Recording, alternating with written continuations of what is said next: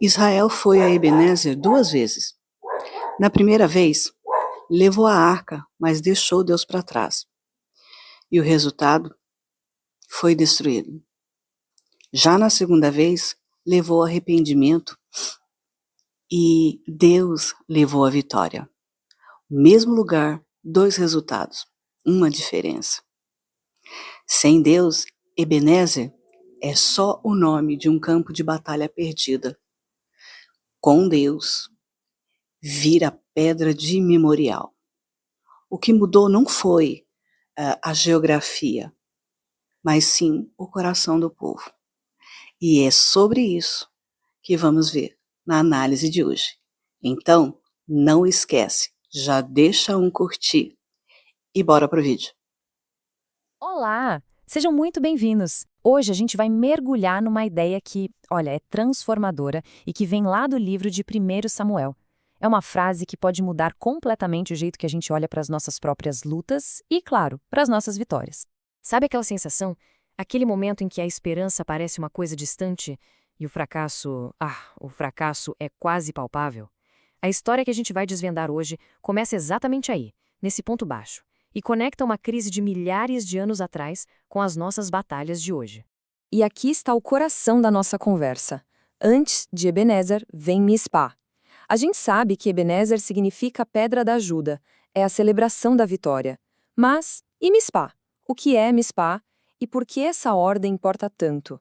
Para entender a vitória, a gente precisa primeiro entender a crise que veio antes. Então, vamos lá. É isso mesmo. Não dá para valorizar a luz sem antes entender como era a escuridão, né? E o mundo de 1 Samuel era um lugar de caos profundo. A vitória que a gente vê lá no capítulo 7 só ganha o seu verdadeiro peso quando a gente entende a devastação que aconteceu antes. A situação era, sinceramente, desesperadora. Era a época dos juízes, uma bagunça onde cada um fazia o que achava certo. Imagina só. Para piorar, eles estavam sob a ameaça constante dos filisteus, que tinham uma tecnologia militar muito superior. Mas o mais grave era o que acontecia por dentro. O centro espiritual da nação, em Siló, estava totalmente corrompido. E o resultado? Um silêncio de Deus que era assustador. E no meio desse caos todo, olha que contraste incrível. De um lado, você tem a fé genuína e desesperada de Ana, uma mulher que derrama sua alma diante de Deus. Do outro, a instituição religiosa oficial, com os filhos do sacerdote Eli, que era podre até a raiz. Isso já nos mostra que a espiritualidade verdadeira nem sempre está onde a gente espera, né? Exato. E o ponto é que a crise era total, era sistêmica. A liderança foi omissa, o povo se tornou supersticioso, achando que objetos tinham poder, e os próprios líderes religiosos eram corruptos. Todas as partes falharam. Essa combinação, bem, ela preparou o terreno para um desastre nacional que era praticamente inevitável. E o desastre veio com tudo. Israel, no desespero, pegou a Arca da Aliança e levou para a batalha como se fosse um amuleto da sorte, mas sem nenhum arrependimento de verdade. O resultado? Uma derrota terrível e a arca foi capturada. O nascimento do menino chamado Icabode marca o fundo do poço. A glória visível de Deus tinha partido. E aí fica a pergunta, né? Quando o povo de Deus é derrotado, isso significa que Deus também foi derrotado? A resposta que a Bíblia nos dá é um gigantesco não. E a gente vai ver agora como Deus vira esse jogo de uma forma impressionante. Olha, essa parte é simplesmente fascinante. Enquanto Israel está de luto, achando que tudo acabou, Deus está lá, em território inimigo, defendendo a sua própria honra. Ele não precisa de exército. A presença dele, mesmo dentro de uma caixa, foi suficiente para quebrar a estátua do deus deles, Dagon, e para aterrorizar a nação inteira com pragas. É incrível. E aqui está a grande lição desse momento. Mesmo na nossa maior falha, na nossa desobediência, Deus continua sendo Deus. Ele não está limitado pela nossa performance. Na verdade, às vezes é justamente na nossa fraqueza que o poder dele se mostra de um jeito ainda mais claro para todo mundo ver. Bom, se passaram 20 longos anos, a arca já tinha voltado, mas Israel ainda estava sob o domínio dos filisteus. A situação não tinha mudado de verdade.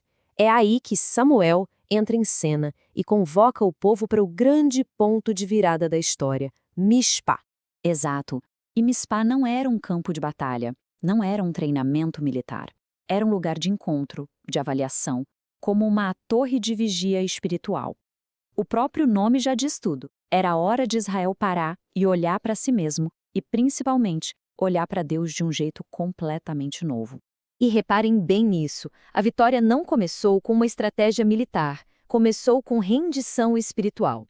Eles seguiram esses passos, se reuniram como um só povo, confessaram abertamente seus erros, jogaram fora seus ídolos e, um ponto crucial, pediram que Samuel orasse por eles. Eles não confiaram na própria força, mas na intercessão. E o resultado é direto. No exato momento em que eles estavam mais vulneráveis, jejuando e orando, o inimigo atacou. E qual foi a resposta? Deus lutou por eles. Um trovão vindo dos céus desorganizou completamente os filisteus. A vitória foi totalmente divina, não humana. A vitória aconteceu, mas Samuel, muito sábio, sabia que a memória da gente é curta, né? Ele precisava criar algo que durasse, um memorial que contasse essa história para as próximas gerações. E aqui está a genialidade de Deus. Samuel não escolhe um lugar qualquer. Ele volta para o cenário da maior vergonha de Israel, o mesmo lugar onde eles tinham sido derrotados e perdido a arca, e ele levanta ali uma pedra de vitória. Ele ressignifica completamente a geografia da dor. Isso é poderoso demais. É verdade. E a declaração que Samuel faz, até aqui nos ajudou o Senhor, não é só uma frase bonita de se dizer. Ela tem uma profundidade teológica incrível sobre o tempo e a fidelidade de Deus. Vamos dar uma olhada nessas 3 dimensões. Primeiro, a dimensão do passado, a retrospectiva. O até aqui reconhece que a mão de Deus esteve ali o tempo todo, mesmo durante a corrupção, a derrota e os longos 20 anos de espera. É admitir, ele nunca nos abandonou, mesmo quando parecia que sim. Segundo, o presente. Erguer a pedra é um ato de não deixar aquele momento se perder. Samuel está dizendo, a gente não vai simplesmente seguir em frente e esquecer o que Deus fez hoje. Não, vamos marcar este dia, vamos celebrar esta intervenção específica. E, finalmente, a dimensão do futuro. A frase até aqui já sugere que a jornada não acabou. A fidelidade que Deus mostrou no passado se torna o combustível para a gente confiar no futuro. O mesmo Deus que nos trouxe até este ponto é aquele que vai nos levar adiante. Então, como é que essa história de tanto tempo atrás se conecta com a nossa vida hoje? A lição é muito direta. O padrão de Deus para restaurar as coisas não mudou. Primeiro Mispá, depois Ebenezer. E isso nos leva a uma reflexão muito pessoal, né? Qual é o Mispá que a gente precisa ter hoje? Um momento de honestidade, de confissão, de abandonar algum ídolo? E qual é o nosso Ebenezer, a nossa pedra de ajuda que talvez a gente tenha esquecido? Um livramento, uma provisão? Se alguém se sentir à vontade, pode até compartilhar essas histórias nos comentários, isso fortalece todo mundo. E essa é a grande promessa por trás de tudo isso. Deus não desperdiça a nossa dor. Ele é especialista em voltar nos nossos campos de batalha, naqueles lugares das nossas piores derrotas, e levantar ali memoriais da graça e do poder dele. E se essa análise trouxe algo bom para você, compartilha essa esperança. Envia para um amigo, para um grupo de WhatsApp.